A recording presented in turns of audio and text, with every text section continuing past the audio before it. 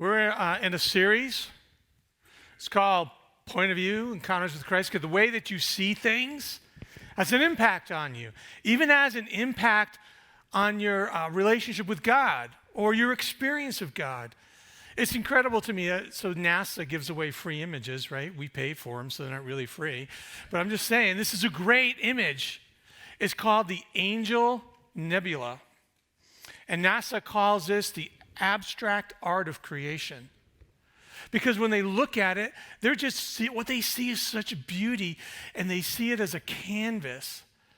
And then those of us with faith, we see it as the canvas of God, right? And his creative design and the beauty that God brings into the universe around us.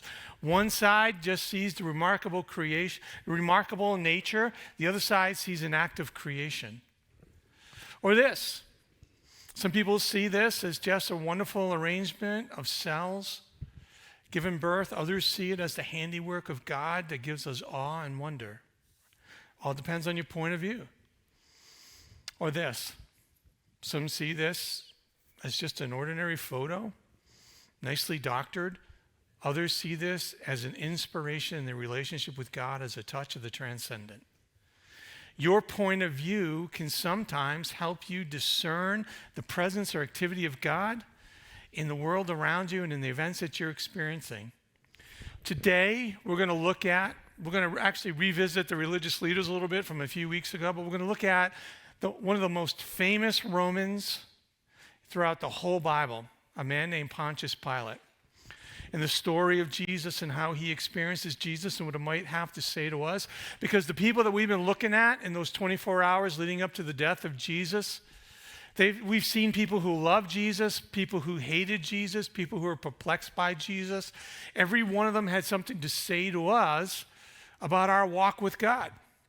And today, through Pontius Pilate, I'm going to propose that how you respond to an unexpected encounter with Christ can change the direction of your life. How you choose to respond to an unexpected encounter with Christ can change your life. I would even argue that Pilate's life was unexpectedly changed, and he may not have ever known it, but it was. So join me in this as we kind of go back into the Gospel of Matthew for a little while. We're even going to tap out of Matthew into John. It's going to be a tag team today. Two of the apostles in one corner, remarkable tax collector turned apostle Paul with his son of thunder, John. We're going to look at their perception of Jesus and their experience of him. God, I just thank you for this moment. I just want to pray that you, in the midst of it, God, this would be all about your son and not about me. I pray that my words would be your words, that your spirit sweeping through this place would just be a divine encounter for some people. That you would speak to us in ways that we would hear above and beyond me, and that we would walk from this place, Lord, never the same. I love you, Lord, and I trust you. Amen. We're talking about Pontius Pilate today. This is a man of ambition who is known to be ruthless in his pursuit of his career. We think he was prejudiced. He was picked by certainly he was picked by an authority figure who was prejudiced, hated the Jews, sent Pilate there. We wouldn't be surprised if Pilate carried that same prejudice, especially when we read some of the historical accounts of his interaction with the Jewish nation. His first time that he showed up, Pilate at nighttime brought in all these Roman banners that had these symbols, these icons on it, which some people in our world, we probably think, well, that's what they did. It was Rome. But his predecessor didn't do that because he knew what an affront it would be to the Jewish nation, and he's trying to work in sort of a peaceful way, if you can do that, right, as an intruding nation. Pilate didn't care. So these banners went up all throughout Jerusalem, and the uproar was tremendous. These people there was just like a mob of people went to protest with the new governor that was put into place, somebody who was responsible for the finances, the judicial power, and the military might of this region, this new leader. And they protested that these icons, it was a religious affront to them. And so Pilate had soldiers in preparation for them to come, all pull out their swords and threatened to kill every protester in the space. And so they just took their cloaks down and they knelt and they exposed their necks and they said, we're willing to die for our faith than to compromise it. And Pilate had to kind of quickly decide whether this was going to be the first act of his governance of the nation. And his choice was to withdraw and remove the banners. It didn't mean that it changed his relationship with the Jewish nation, because history tells us that he went to the temple, ransacked some sacred money from them, and used it to build a project to create aqueducts to bring clean water into the region, which you may think was a good thing, but he took the money without permission, and he took it from their sacred treasury, which just created another uproar. But this time, when people came to protest, he had the soldiers pull out clubs and beat the protesters into submission, even killing some. He didn't have a great reputation, and it was clear from his rule that he just didn't like the Jewish people or this rule, and it was really a stepping stone for him to get someplace else. An ancient historian wrote this about Pontius Pilate and his administration: the briberies, the insults, the robberies, the outrages, the wanton injuries, the executions without trial, constantly repeated, the ceaseless and supremely grievous cruelty. That's a reputation. This was the guy who would decide the fate of Jesus Christ. Because the Jewish leaders did not have the authority to execute somebody. Rome held on to that. The only way to execute Jesus was for the religious leaders, after their trial, when they found him guilty, was to bring him to Pilate. And if you're the religious leaders, what would you think? Slam dunk, right? This guy doesn't like us anyways. So let's see what happened. So meanwhile, Jesus stood before the governor, that's Pilate, and the governor asked him, "Are you the king of the Jews?" "Well, you said so," Jesus replied. When he was accused by the chief priests and the elders, he gave no answer. And Pilate asked him, "Don't you hear the testimony they're bringing against you?" But Jesus made no reply, even to a single charge, to the great amazement of the governor. The gospel writers like that word amazement. That's typically how people responded to miracles and transcendent moments with Jesus. Pilate is amazed because Pilate understands power. And Pilate, I'm sure, has seen people begging for their lives at moments like this, angry at what they would consider a moment of injustice, spitting out threats against the world because they were just caught in a moment and they knew that they had lost and they were going to go out in a blaze of glory. What he didn't expect was someone to be so composed as Jesus. Pilate then went back inside to the palace. We're now gone from Matthew to John, because John's pretty interesting. He has insights into a conversation between Pilate and Jesus that other gospel writers don't have. Pilate then went inside the palace and summoned Jesus and asked him, "Are you the king of the Jews?" You know what that question is? Are you a threat to me and to the empire? Because if you're a threat to the empire or to Pilate, there's only one solution: remove the threat. Right? Is that your own idea, Jesus asked, or did they talk to you about me? What kind of answer is that? Right? "Am I a Jew?" Pilate replied. "Your own people and the chief priests handed you over to me. What is it that you've done?" And Jesus said, "My kingdom is not of this world. If it were, my servants would fight to prevent my arrest by the Jewish leaders." It's amazing to me that Jesus pacifies Pilate. He's literally saying, "I'm no threat to you." Right? There's not going to be a revolution. People are not going to rise up in arms. And so Jesus is just kind of calming the situation with Pilate. And he's really kind of pushing on Pilate, "How do you see me? Are you looking at me the way you were told to look at me? Are you looking at me as I'm standing right in front of you?" I've had this conversation with people all the time. Where do you get your understanding of Jesus from? Is there something you just inherited from your parents without even evaluating? Is it from pop culture, TV shows and movies? Is it from the image of some people that have been called followers of Christ but really don't act like a follower of Christ? Where do you get your perception of Jesus from? And I think that's what Jesus is kind of pushing on Pilate. Are you just looking at me the way you're told to look at me? Or are you really looking at me as I stand right in front of you? Are you looking at the Jesus of the Gospels? Or are you looking at the Jesus you were told to see? And Jesus goes on to say, but now my kingdom is from another place. You are a king, then Pilate said. And Jesus answered, you say that I'm a king. In fact, the reason I was born and came into this world is to testify to the truth. Everyone on the side of truth listens to me. And Pilate says, and this has been quoted so many times throughout history, what is truth? Retorted Pilate. And with this, he went out again to the Jews gathered there and said, I find no basis for a charge against him. So there's a couple of things going on here. First of all, it's remarkable that Pilate says, look, I find no basis of a charge against him. Like, why not just crucify Jesus? Placate people. Pilate sees something in Jesus that's unsettling to him and amazing, we've been told, right? But I think what's going on here in this moment is Jesus is pushing a little bit into Pilate's life. Hey, I'm on the side of truth. And you know what Pilate's saying? I don't have time for that. This is a philosophical debate. I'm a busy man. I have a career I'm trying to develop. I'm trying to placate this chaos that's going on in the world around me. Things are really out of control. I don't have time for a philosophical discussion with you about truth. Ever met somebody like that? Right? Because here's what happens. I really think I do think this happens. Jesus pushes big questions on us, but we don't have the time for them. My life is too busy.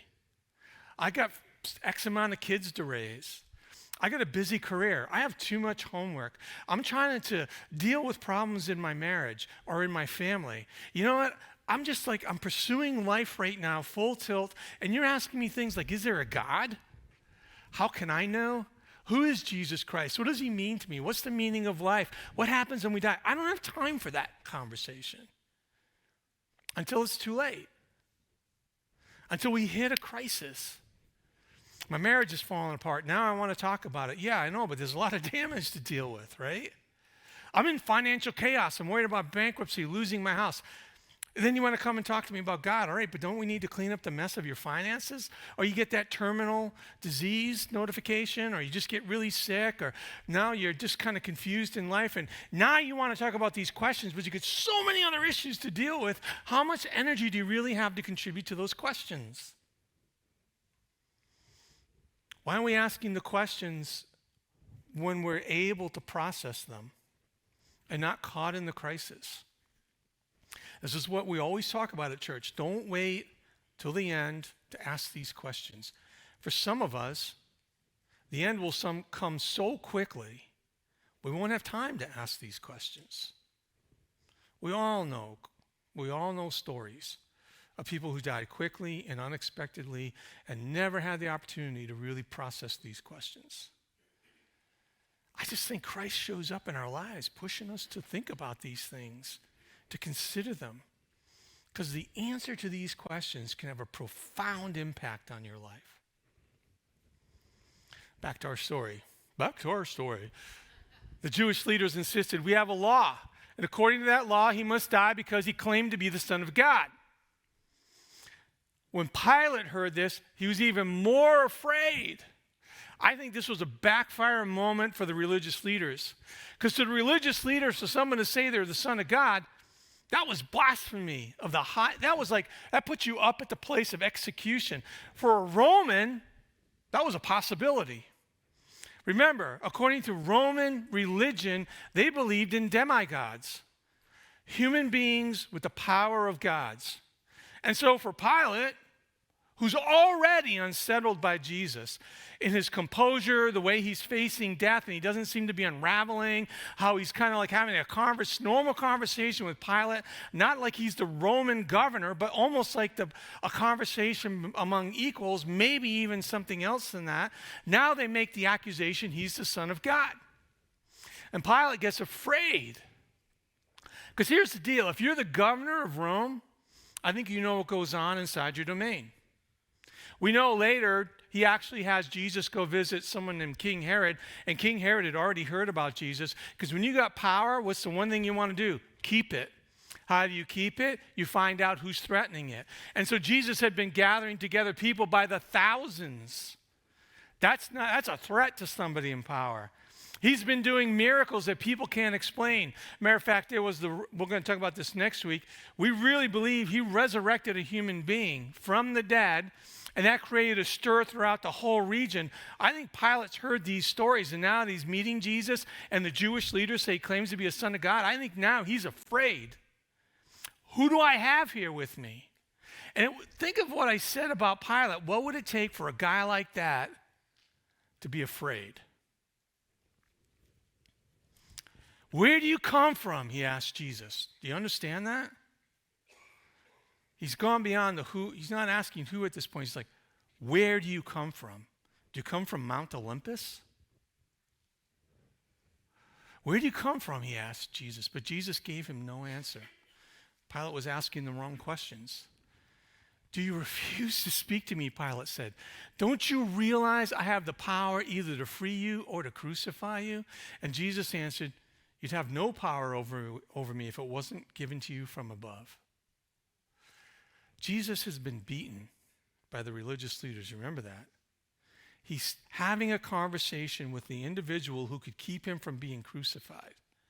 And Jesus is trying to open up his mind to the person that's standing in front of him. To higher powers. To a higher power. You have no power over me if it weren't given to you from above. Therefore, the one who handed you over to me is guilty of a greater sin. He's talking about Judas at that point and the religious leaders. And from then on, now listen to this. From then on, Pilate tried to set Jesus free. You have to understand Pilate to understand how remarkable this conversation is. And if you understand Pilate, and it gives you an insight in how remarkable this conversation is, it should draw us to ask the question, who in the world is Jesus Christ? See, that was what Matthew and John wanted the people who read the Gospels when they were first written to ask. Because the people of the first century world would have understood Pilate. They would have known about Roman rule. And for them to read about this exchange between Pilate and Jesus, they would have looked at this and would have said, who in the world is this guy? That's what you're supposed to ask. It's just we're removed from this culture by 2,000 years, and so we don't think to ask that question. But on the big question list should always be, who in the world is Jesus Christ to have this type of impact? Here's Pilate trying to set Jesus free, but the Jewish leaders kept shouting, if you let this man go, you are no friend to Caesar. Anyone who claims to be a king opposes Caesar. They're really throwing everything at Pilate. They went from Jesus as an insurrectionist to Jesus as a blasphemer to anyone who would let this guy go is a traitor, Pilate. He's under tremendous pressure. And now it's the governor's custom at the festival to release a prisoner chosen by the crowd. At that time, they had a well-known prisoner whose name was Jesus Barabbas. How ironic is that? Right? Two Jesuses. And so when the crowd had gathered, Pilate said to them, which one do you want me to release to you, Jesus Barabbas or Jesus who's called the Messiah? He didn't have to use that title. Pilate is trying to circumvent the religious leaders. Go straight to the people. And trying to push on the people, are you willing to crucify someone? He didn't say Jesus called him the Messiah. Who is the Messiah is referencing a reputation that has come to Pilate's ear, not just, I believe, from the religious leaders. I think this is remarkable that Pilate is trying to do this. Pilate is now saying to the group of people gathered there, are you willing to kill your Messiah?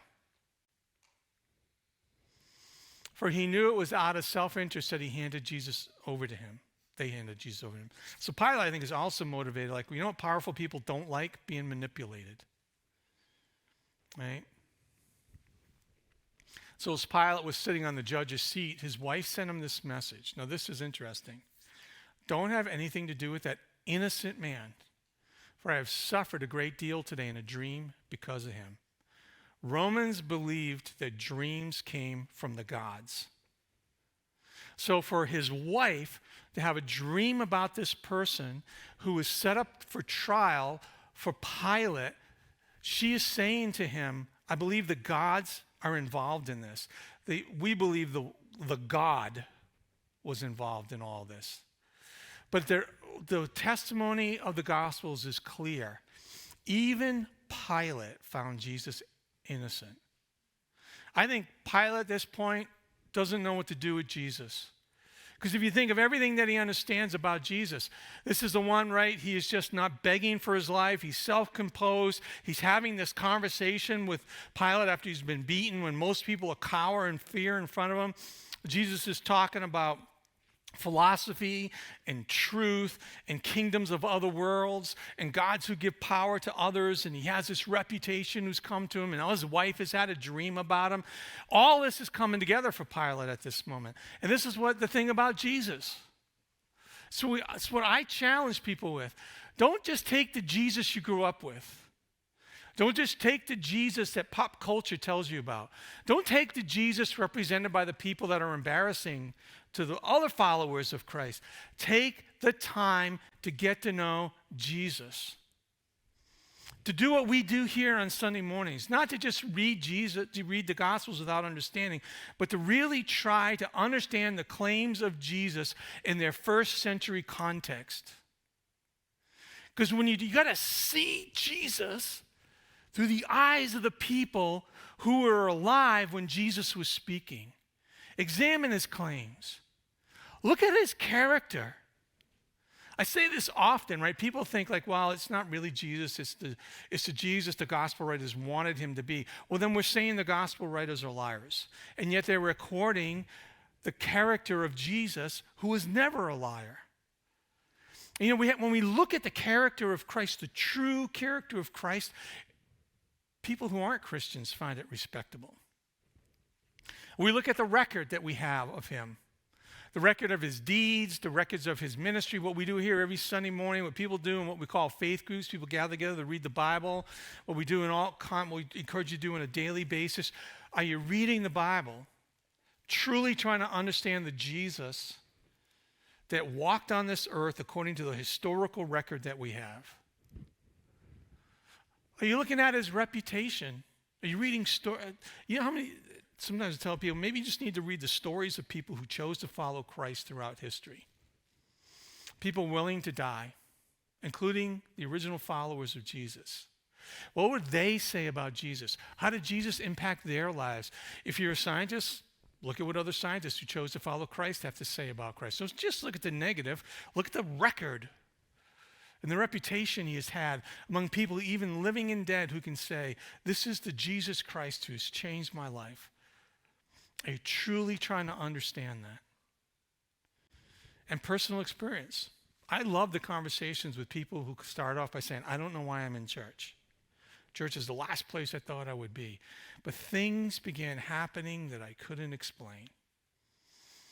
I think that's God.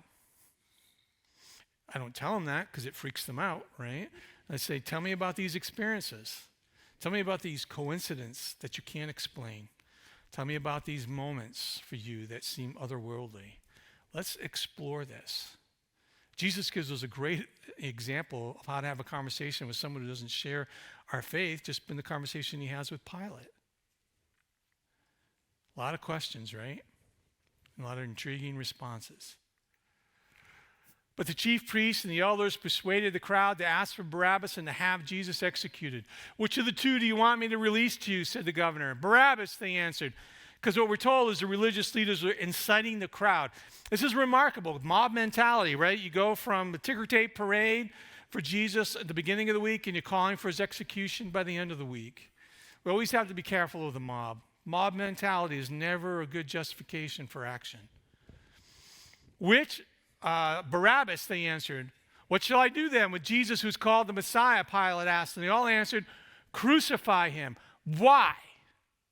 What crime has he committed? Asked Pilate.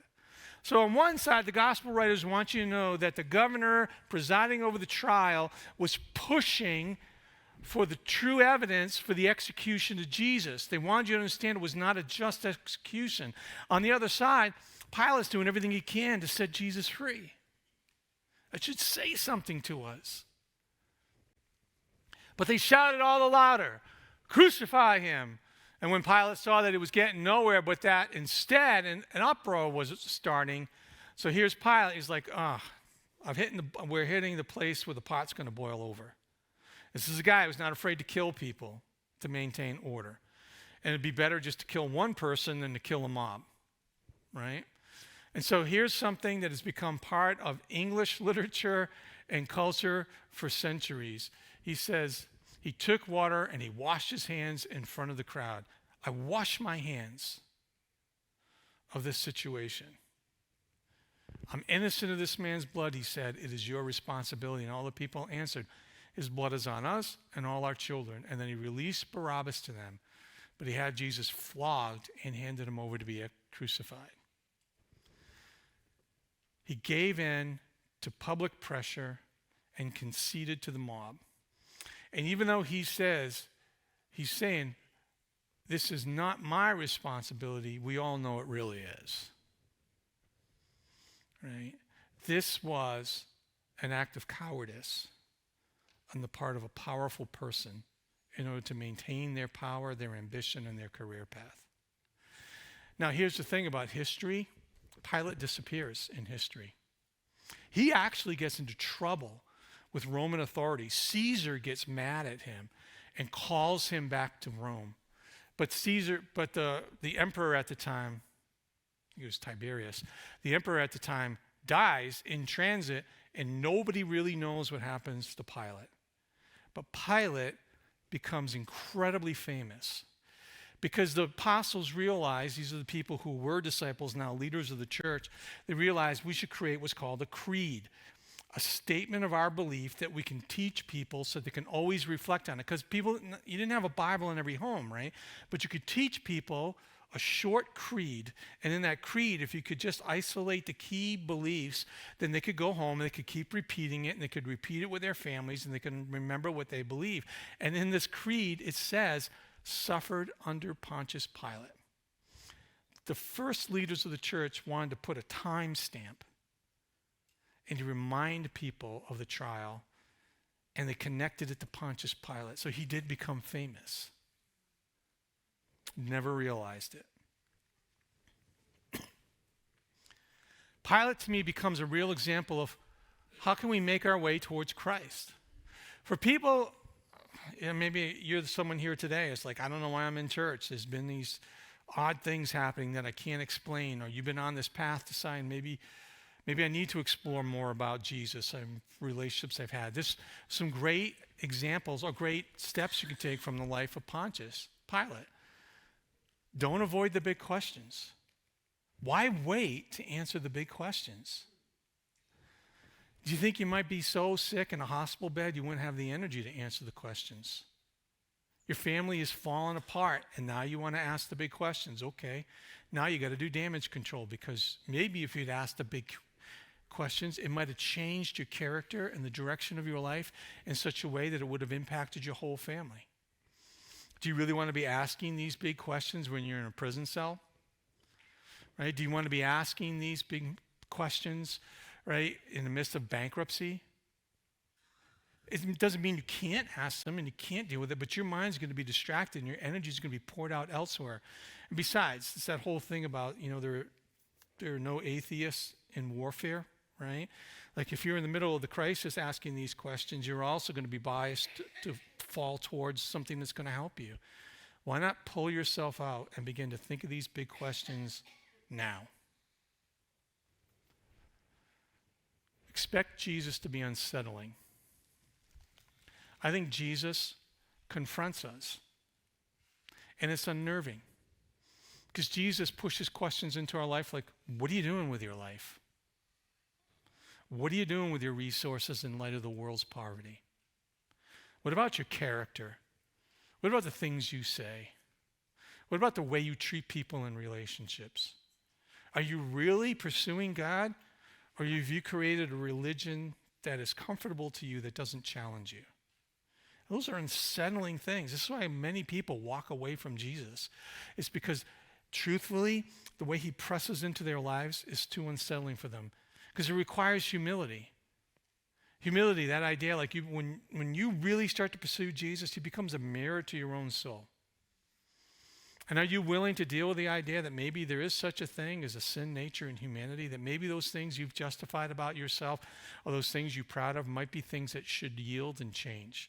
Are you willing to give over your ambitions, your goals, your resources, your relationships to the pursuit of purpose in the name of higher power. Don't give in to resistance. Pilate gave in. He gave in. I think Pilate gave in to a crowd of people, because when you start to pursue Christ, it's going to impact your relationships, right? People aren't going to be happy with the changes that come about in your life or the pursuit of this. When you really begin to pursue God and Christ, you're going to fit a resistance in the world. You're not going to be one of those type of people, are you? And of course, the news doesn't like to talk about the best of Christians, right? It likes to talk about the worst of Christians. And so you get this challenge, this pressure in the world around you in this pursuit of Christ. And you know what to do with it. It's easier to walk away from it. But the hardest resistance that you're going to face is an internal resistance. I don't want to do that. I don't want to go that direction. I don't want to change.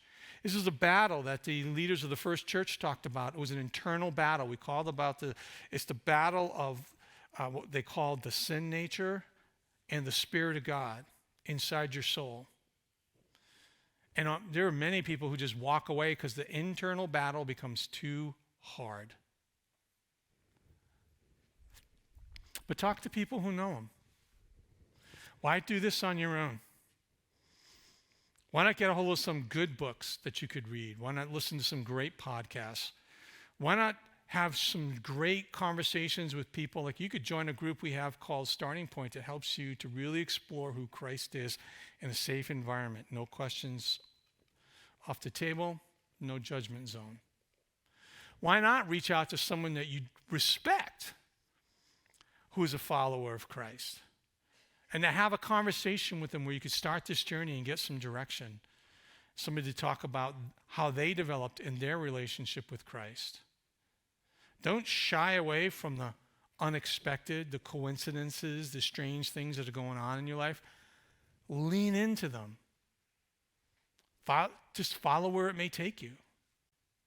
See where the journey leads. Wouldn't it be amazing if it led you to God? How you respond to an unexpected encounter with Christ can change the direction of your life. So what are you going to do with that?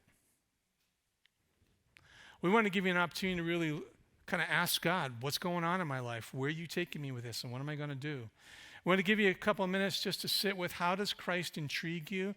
And how are you going to follow that curiosity? And this is a great question, because Jesus Christ has never stopped intriguing me. If we get to a point where we say, I'm no longer intrigued by Jesus, then we have drifted from Christ, I think. We should always be leaning in to the Jesus that challenges us, is greater than I've ever seen and I've ever thought or I know. So take some time with Christ in this. How does Christ intrigue you? And how are you going to follow that curiosity?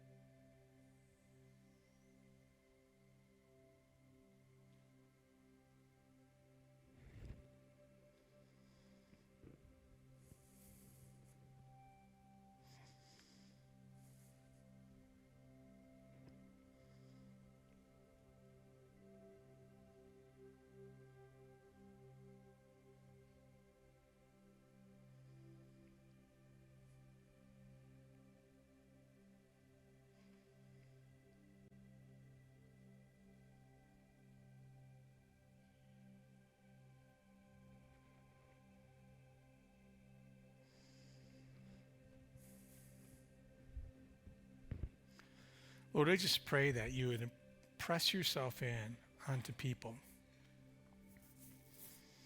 Lord, if you've been doing something unsettling in a person's life, would you give them the courage to lean into that and to walk into that with you? Lord, for those who have been curious or questioning or struggling to find answers, would you lead them toward a place where they could get some of those answers? Lord, for those who have been struggling with doubt, would you just speak to them? Lord, would you take all of us, Would you give us moments with you this upcoming week? Just spark our curiosity again. Do something in our lives that's intriguing. Open up something to us from your word that just catches us off guard. Help us to pursue Jesus. I love you, Lord, and I trust you. Amen.